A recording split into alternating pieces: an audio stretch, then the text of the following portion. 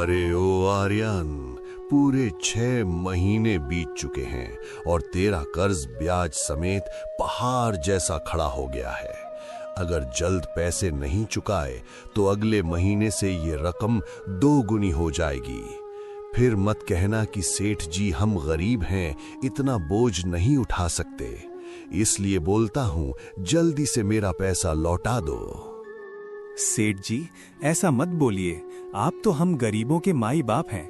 अगर आप ही हम पर रहम नहीं करेंगे तो और कौन करेगा? हम कहाँ जाएंगे सेठ जी? घर में 2 बूढ़े माँ बाप बीमार पड़े हैं, सारा पैसा उनकी दवाइयों में चला जाता है। आप बस कुछ सालों की मोहलत दे दें, मैं दिन रात एक कर दूंगा और आपका पाई पाई चुका दूंगा। मुझ जैसे गरीब पर भरोसा करिए सेठ जी।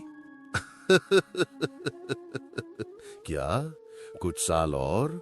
अरे ओ आर्यन के बच्चे, मैं यहाँ दिनों की गिनती कर रहा हूँ और तू सालों की भीख मांग रहा है। मैं तुझे 1 साल तो क्या 1 महीने का भी समय नहीं दूंगा, समझा तू? मैंने बहुत समय से दिया तुझे, अब और नहीं। मालिक, ये गरीब लोग बस बातें बनाना जानते हैं, मगर इतना जिद कर रहा है तो कुछ समय दे दीजिए। वैसे भी 1.25 लाख रुपए ये कहाँ से लाएगा? सही कहा रामू। आर्यन, कान खोल कर सुन ले, मैं तुझे 2 हफ्ते का टाइम दे रहा हूं और 2 हफ्ते के भीतर 1.25 लाख रुपए नहीं लौट आए तो ये घर मेरा होगा। फिर सोच लेना अपने इन बीमार माँ बाप को लेकर किस सड़क पर सोएगा। अभी तो मैं जाता हूं, लेकिन 2 हफ्ते बाद दोबारा वापस आऊंगा। चलो रे रामू, इन लोगों ने तमाशा बना रखा है। अगर गरीब हैं तो मर क्यों नहीं जाते? वैसे भी धरती पर बोझ कम होगा। सेठ के जाने के बाद आर्यन घर के अंदर जाता है। अंदर उसके बूढ़े और बीमार माता पिता जो अंदर सब सुन रहे थे। क्या हुआ बेटा? क्या सेठ जी फिर से पैसों के लिए आए थे? देखो बेटा, वो बड़े लोग हैं, उनके सामने हमेशा हाथ जोड़कर और मीठा बोलकर ही बात करना, ताकि वो हम पर और जुल्म ना ढाएं। हमारे पास अभी पैसे नहीं हैं, इसलिए हमें उनकी कड़वी बातें चुपचाप सुननी होंगी। कहाँ वो अमीर लोग, हम ठहरे गरीब। हाँ पिताजी, आप बिल्कुल ठीक कह रहे हैं। सेठ जी आए जरूर थे, लेकिन मैंने उनसे विनती की और उन्होंने मुझे थोड़ा और समय दे दिया है। आप चिंता मत कीजिए, सब ठीक हो जाएगा। आर्यन ने अपने पिता से झूठ तो बोल दिया, लेकिन उसका दिल बैठा जा रहा था। उसे पता था कि 2 हफ्ते में 1.25 लाख का इंतजाम करना किसी चमत्कार से कम नहीं होगा। उधर धनराज सेठ अपने घर पहुंचकर रामू के साथ अपनी अगली साजिश रच रहा था। देखा रामू, जाल कैसा बिछाई जाती है। मुझे आज भी याद है जब उस आर्यन के पास एक बहुत ही उपजाऊ जमीन का टुकड़ा है। मैं कितनी बार उसके पास गया कि वो जमीन मुझे बेच दे, लेकिन उसने बड़े घमंड से मना कर दिया था। हाँ मालिक, वो दिन मुझे भी याद है। उसने कहा था कि मर जाएगा पर जमीन नहीं देगा। बस उसी दिन मैंने कसम खाई थी कि इसे सड़क पर ला दूंगा। मैंने ही चाल चलकर उसकी बहन की शादी अपने एक खास आदमी से करवाई और उसे 1.25 लाख के कर्ज के नीचे दबा दिया। आखिरकार वो गरीब 1.25 लाख कहां से लाएगा? अब 2 हफ्ते बाद वो जमीन और उसका घर दोनों मेरा होगा और उसे लात मारकर गांव से बाहर निकालूंगा। अब क्या आर्यन 2 हफ्ते में 1.25 लाख रुपए का इंतजाम कर पाएगा या धनराज सेठ अपनी साजिश में कामयाब हो जाएगा? 2 हफ्ते बाद जो हुआ वो दिल दहला देने वाला था। समय का पहिया चला और 2 हफ्ते बीत गए और वो दिन आ ही गया। अरे ओ आर्यन, आज 2 हफ्ते पूरे हो चुके हैं। मेरा पैसा निकाल, वरना तू अच्छी तरह जानता है कि अब मैं क्या करने वाला हूँ। मालिक, माई बाप, हम पर रहम करें। आप तो जानते हैं कि हम गरीब हैं। इतनी बड़ी रकम इतनी जल्दी जुटाना मेरे बस में नहीं था। घर की हालत भी बहुत खराब है। अगर आप हमें बेदखल कर देंगे तो मेरे बीमार माता पिता इस उम्र में कहाँ भटकेंगे? कम से कम उन पर तो तरस खाइए सेठ जी। नहीं आर्यन, मैं तुझे 1 मिनट का भी समय नहीं दूंगा। तुझे वो दिन याद है जब मैं जमीन मांगने आया था और तूने घमंड दिखाया था? अब वो घमंड कहाँ गया? रामू, सामान बाहर फेंको और इन तीनों को धक्के मारकर निकालो। जी मालिक, अभी लीजिए, मैं सबको बाहर फेंकता हूँ। रामू अंदर जाता है जहां आर्यन के बूढ़े माता पिता बीमार पड़े थे। ए बुढ़े, चल बाहर निकल यहाँ से। बेटा आर्यन, ये क्या हो रहा है? तूने तो कहा था कि सेठ जी ने समय दे दिया है। हे भगवान, इस बुढ़ापे में हम कहाँ जाएंगे? हमें तो ठीक से खड़ा भी नहीं हुआ जाता।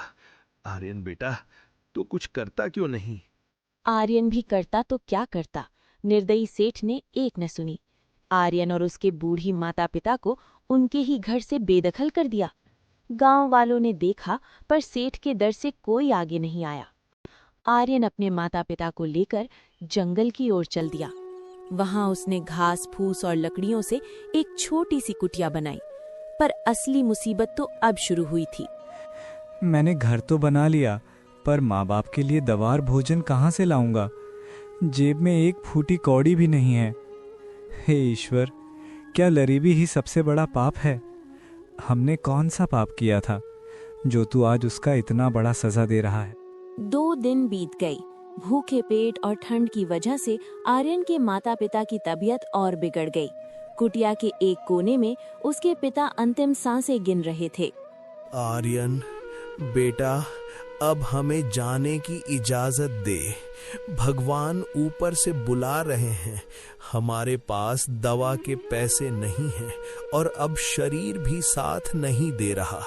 शायद हमने अपनी बेटी की शादी उस सेठ के पहचान में करके बहुत बड़ी गलती कर दी। अब हमें जाना होगा। अपना ख्याल रखना मेरे बच्चे। नहीं पिताजी, आप ऐसा मत बोलिए। माँ, आप तो हिम्मत मत हारिए। मैं कुछ ना कुछ इंतजाम जरूर करूंगा और आप लोगों के लिए दवा का इंतजाम करूंगा। हे भगवान, मेरा सब कुछ छीन लिया, कम से कम मेरे माता पिता को तो मत छीन। तू रो मत मेरे बच्चे, आज नहीं तो कल हमें जाना ही है। और तू अपने आप को कभी अकेला मत समझना। मेरा आशीर्वाद हमेशा तेरे साथ रहेगा मेरे लाल।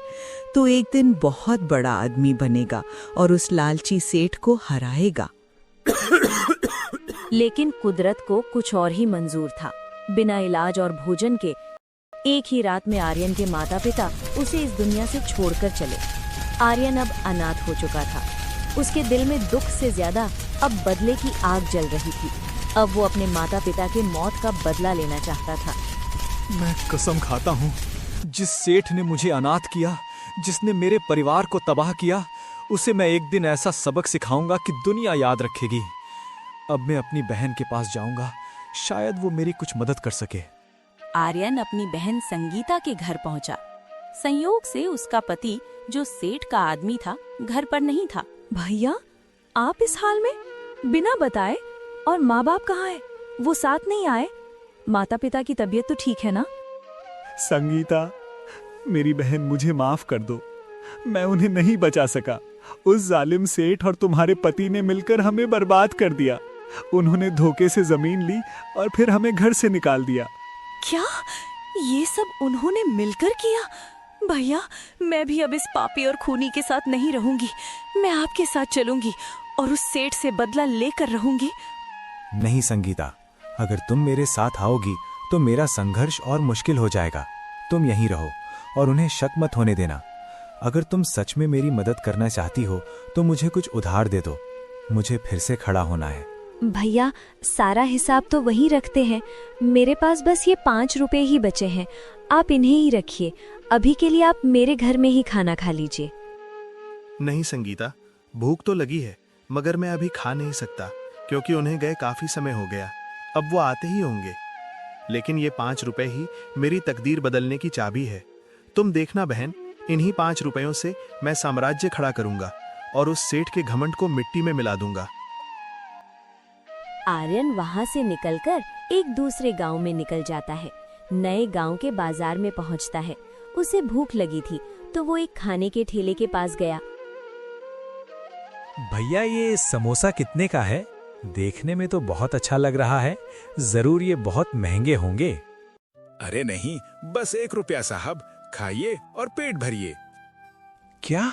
सिर्फ 1 रुपया? भैया, आप मेरा मजाक तो नहीं उड़ा रहे? अब 1 रुपए में समोसा कहाँ मिलता है?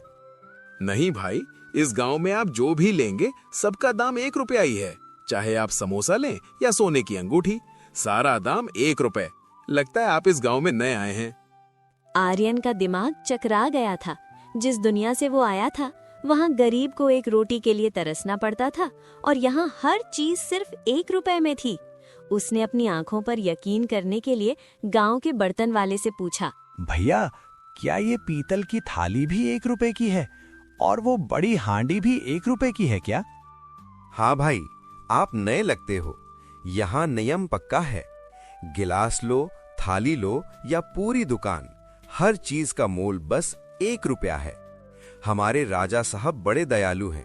उन्होंने ये नियम बनाया है ताकि कोई भूखा और गरीब न रहे।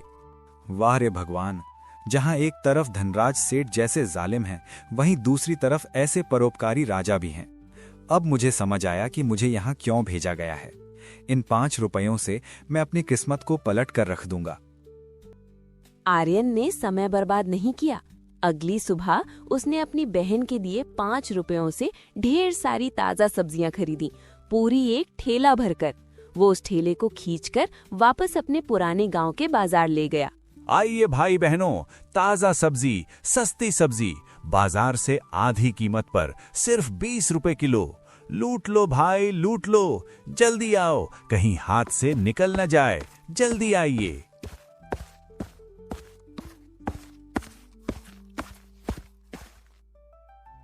अरे ये तो आर्यन है। तू इतना सस्ता कैसे बेच रहा है?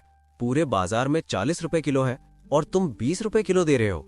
बस आप लोगों की सेवा करनी है काका। लीजिए, ताजा पालक और टमाटर ले जाइए, बिल्कुल ताजा सब्जी है। शाम होते होते आर्यन की पूरी सब्जी बिक गई। ये सिलसिला रोज करने लगा। अब वो एक अच्छा सा घर बनवाया, मगर खुशी ज्यादा दिन तक नहीं टिकी। खबर सेठ तक पहुंची। मालिक, गजब हो गया। वो भिखारी आर्यन तो अब हमसे भी बड़ा घर बना लिया है। सुना है उसके पास नोटों की गड्डियां हैं। आखिर ये चमत्कार हुआ कैसे और इतने कम समय में? चमत्कार नहीं रामू, कोई काला धंधा होगा। पर मुझे पता चला है कि वो पास के एक अनजान गांव से सामान लाता है, जहां हर चीज 1 रुपए में मिलती है। अगर वो कल का लड़का अमीर बन सकता है तो सोच, अगर मैं वहां से सारा माल उठा लूं तो मैं तो पूरी दुनिया का मालिक बन जाऊंगा। मालिक, आपकी बुद्धि का तो कोई जवाब नहीं। हम वहां अपना ट्रक भेजते हैं और पूरा सामान उठा लेंगे। हाँ, कल ही अपने आदमियों को भेजो, वहां की सारी सब्जी, सारा अनाज खरीद लो। जब वहां कुछ नहीं बचेगा तो लोग हमसे ऊंचे दाम पर खरीदेंगे और भीर उस आर्यन का बच्चा क्या बेचेगा। सेठ के आदमियों ने पूरे बाजार के सब्जियों और सामानों को खरीद लिया। अब उस गांव में खाने को कुछ नहीं बचा और ये खबर राजा तक पहुंची। महाराज, अनर्थ हो गया। पड़ोस के गांव का एक लालची सेठ हमारे नियम का फायदा उठा रहा है। उसने गांव का सारा राशन ऊंचे दाम पर बेचने के लिए जब्त कर लिया है। हमारे लोग भूखे मर रहे हैं। क्या? हमारे परोपकार का ऐसा अपमान? उस सेठ को ये नहीं पता कि ये नियम केवल जरूरतमंदों के लिए था, लुटेरों के लिए नहीं। सैनिकों, जाओ और उस जालिम धनराज सेठ को पकड़कर हमारे सामने पेश करो। धनराज सेठ को घसीटते हुए राजा के दरबार में लाया गया। वहां पहले से ही आर्यन खड़ा था, जो अब राजा का खास सलाहकार बन चुका था। महाराज, मुझे माफ कर दीजिए। मैं तो बस व्यापार कर रहा था। 1 रुपए में इतना सारा सामान मिल रहा था तो मैंने ले लिया। व्यापार नहीं सेठ, इसे पाप कहते हैं। याद है तुमने मेरे माता पिता को घर से निकाला था? तुमने कहा था कि गरीब बोझ होते हैं, उन्हें मर जाना चाहिए।